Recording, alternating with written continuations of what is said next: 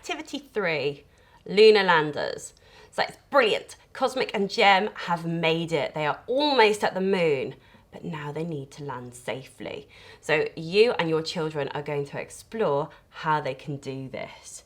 Now, for this activity, we have got to use our imagination. So we are going to imagine that this is Cosmic and Gem, and they are going to leave their rocket in a landing device to land on the moon.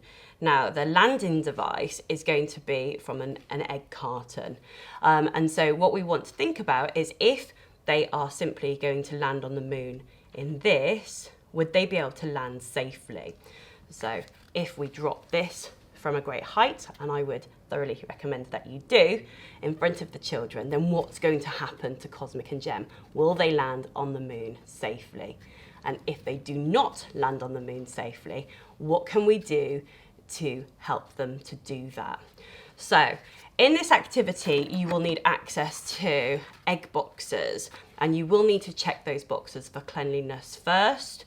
Once you're happy, then you will need to cut out the separate cartons using scissors, and you'll need access to a hole punch. Prior to the activity, I would suggest that you punch 4 holes around the outside of the egg carton.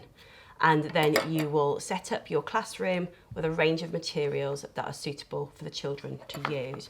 So in your discussion with the children, I would get you to think about how to slow down that landing device so that you can land safely on the moon. And so essentially the children can make parachutes to help Cosmic and Gem to land safely and to protect them when they land on that surface. To do so, the children are going to use the egg carton.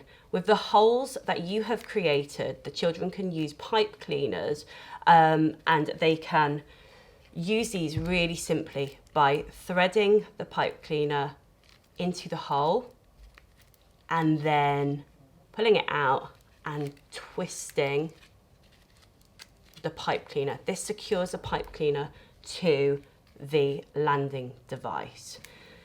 For the parachute material, I would have lots of different options, and things like tissue paper and kitchen roll, blue roll are really, really good, because the children can start to think about the area and experiment with how the area affects the speed of the fall.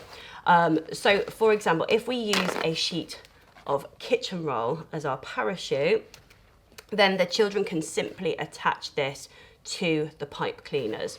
Now, some children may be able to pierce the material and then twist the pipe cleaner around, and then they can attach all 4 pipe cleaners to the parachute.